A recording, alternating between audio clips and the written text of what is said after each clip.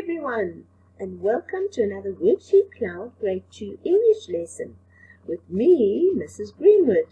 I hope that you are all well. It's so nice being with you here today. If you have any questions after the lesson, then please ask Mom or Dad to send an email with your question to grade2@worksheetcloud.com. But for now, let's begin our lesson. Today, I am so excited to be doing this lesson with you. This is one of my favorite lessons of all times. Today, we are going to learn how to write a good story. Not just a good story, but a fantastic story, a wonderful story, an incredible story. That's right. You are going to learn all the tools that you need to write the best story ever. But if you remember, in our last lesson, we spoke about adjectives. And do you know that adjectives help to make your creative writing, your story, even more incredible? So let's remind ourselves that when we write and we use nouns, we can use adjectives to describe the nouns.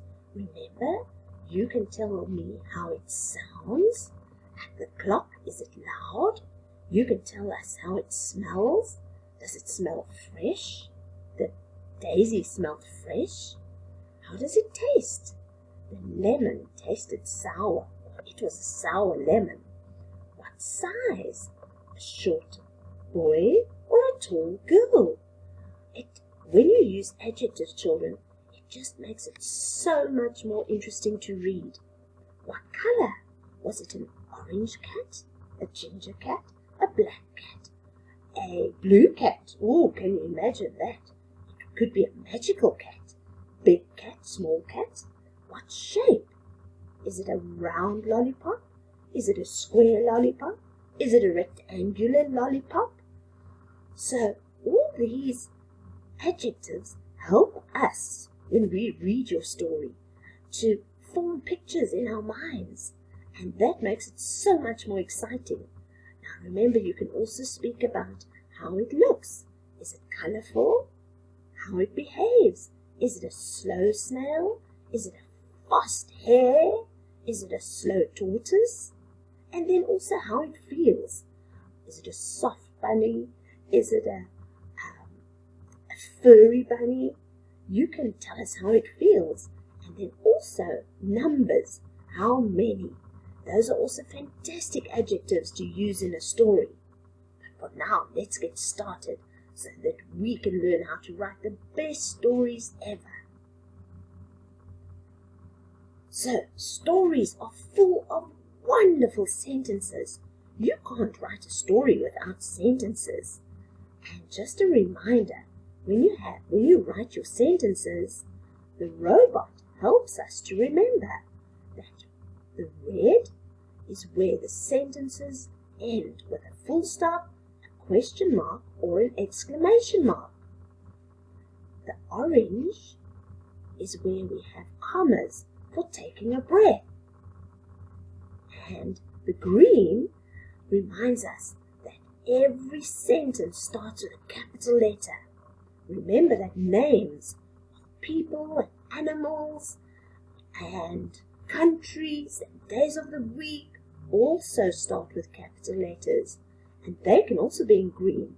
I always encourage my children to write their stories using these three colors. Green for all capital letters at the beginning of sentences, orange for commas where they have a list of things, and red for the end with a full stop, a question mark, or an exclamation mark. The sentence can't be jumbled up because then it doesn't make sense and no one can read it. So you've got to make sure that when you write a story, it also makes sense. And here is a way to help you. A story has a beginning, a middle, and an end. And I often think of a cat because because I love cats. And the head is the beginning of the story. The tummy or the body is the middle of the story. And the tail is the end of the story. So remember, the head for the beginning of the story, the body for the middle, and the tail for the end of the story. Everyone who reads your story must also feel as though they are part of your story. So a good way to do that is to use your 5 senses. And we must be able to hear what you hear in your story. So you've got to write it as though you could hear maybe a loud noise, or there was a soft whispering outside. We must be able to see what you see. We must be able to feel what you feel. You could be sad, you could be happy, you could be scared. We must also be able to smell. So even though it's pretend, you've got to tell us about the smells. Perhaps you're walking through a forest and you can smell the beautiful blossoms. You could also taste different things in your story. Perhaps it was, like we said, the sour lemon. Then you must write down, not just I tasted the lemon, but I tasted the sour lemon. Then it helps us to picture it as well. We've got to be careful of using words like and then, and then, and then, and words like because. We don't start a sentence with because or but. We rather use next or later or the following day. So don't use and then, and then, and then. Okay. We also don't start a sentence with and, because that's not very good grammar. So rather use next or later that day or the following day. So let's speak about the beginning of a story, the head. We say who is in the story. This always helps us because you've got to have characters in your story. Perhaps it's about animals, people. Perhaps there's a king, a prince, a mermaid. You decide who the characters are in your story. Then you tell us where the story takes place. Does it take place in the woods, at school, at home, in the sea, perhaps at a zoo or an island? So you remember, we've got to say who is in your story for the beginning. You've got to say where it takes place and when did the story happen. So perhaps it happened one day, long ago, once upon a time, today. Perhaps it was in spring, autumn, summer, winter, one of the seasons. You can tell us if it's in the morning or the afternoon or the night. Because children, when you tell us all these things, it helps the reader, the person who's reading your story, to imagine it and to picture it in their mind as well. So it's very important who is in the story, where did the story take place, and when did the story happen. Now the body is the middle of the story. What happened in the story? Make it exciting. This is the exciting part. But what happened? The main part of your story is the body, the middle part. Describe what happened. Was it exciting? Excitement? Adventure? Was there a problem? Sometimes in stories there are often problems. Can you make a plan in your story? Because the middle part is where you make the plan. And then the tail part. The tail part, remember, that's the end of the story. And it sometimes has a good ending, sometimes it has a bad ending. It doesn't matter, because this is your story. You can decide if it has a good ending or a bad ending. And here you can tell us if they solved the problem. Is everyone safely home? Did the characters learn a lesson? That's always a good one to have in your story, about learning a lesson. Now we're ready to write a story. Oh, I can't wait. I hope that you send in some of your stories because I would love to read them. Right, so get your pencils ready and perhaps the 3 colors. The green, remember, for all the capital letters. The red for the full stops and question marks and exclamation marks. And the orange for the commas when you make a list of things.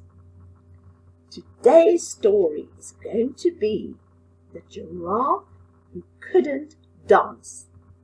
I hope that you're ready to write an amazing story for me. Right, we're going to start our story. One day, there was a giraffe with the name of. So this is how you're going to start your story. One day, there was a giraffe with the name of. Now remember all the other things I said need to be at the beginning of the story. Who are the characters? Where is it taking place? And what was the time? Was it long ago? Was it today? Was it early one sunrise? You decide when your story is taking place. One day there was a giraffe whose name was the beginning. Give him a name. Think of a cute name for a giraffe. What does the giraffe look like? What does he enjoy doing? Perhaps there are other animals, other characters in your story, like a lion, it could be an elephant, monkeys, hippos, zebras, buffaloes, crickets, ants, snakes, any other creatures. Who are the characters in your story? Where is it taking place? Is it in a jungle, a national park, like the Kruger National Park? Or perhaps it's taking part in a zoo. It's up to you. When is it taking place? Is it in summer, winter, autumn, spring? Is it in the evening or the morning? That's up to you. What happened in the middle part of our story? Why could the giraffe not dance? Do the animals perhaps have concerts? Do they have jungle dances? Perhaps they had a dancing competition. Now you've got to think carefully about the middle part of your story, the part that's the most interesting, the most exciting part of the story. Perhaps they have a dance in the evening when the people have disappeared out of the zoo. How do they make music? Did the giraffe learn how to dance? Who gave him lessons? And what happened at the dance? So these are just a few ideas for you as you listen to me saying these things. Perhaps your story is already forming in your mind. There's a beautiful picture. Look at all the animals in this picture. And the giraffe. Perhaps this picture will give you a few ideas about your story. And then the ending. Remember, that's the tail part. And here you can tell us, did the giraffe actually learn to dance? Is he happy? What lesson did he learn? And did he teach the other animals a lesson as well? These are really important things for endings of stories. Especially, remember I said the lesson. It's nice if you have a lesson in your story. And here is some vocabulary, some words to help you with your story. Let's go through them. Giraffe, neck, long legs, sunny day, concert, dance, jungle, heart sore, ladder, swing. You don't have to use them, but perhaps you might use some of these words in your story. Happy, evening, boogie, boogie means to dance, turn, jump, animals, music, instruments, lesson learnt, and special. So children, these words could just help you with an idea in your story. So, remember to do the most amazing story for me about the giraffe who couldn't dance. And then, afterwards, I want you to draw the most beautiful picture of your giraffe dancing. Because I think at the end, he is going to dance and have quite a wonderful party. Thank you, children. Well done. Well done. I am so proud of you. And as I say, I can't wait to hear and to read some of your stories. So if you have a story and you want to send it in, please do so. Thank you for watching Grade 2s. This lesson was brought to you by WorksheetCloud and by me, Mrs. Greenwood. Have a wonderful day. Bye-bye.